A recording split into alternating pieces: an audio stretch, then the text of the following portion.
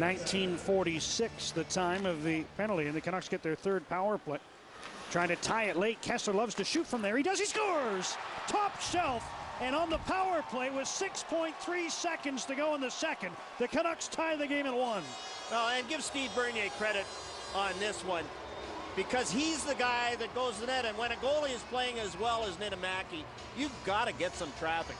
So Steve Bernier goes in front. Look at the screen. Steve Bernier lines himself up and then makes himself as skinny as he can as the puck's going by. Win the face-off.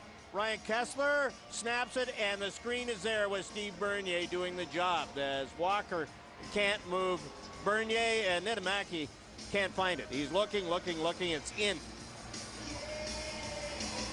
Good traffic in front. And Steve Bernier turns sideways and let the puck go by, and in it goes.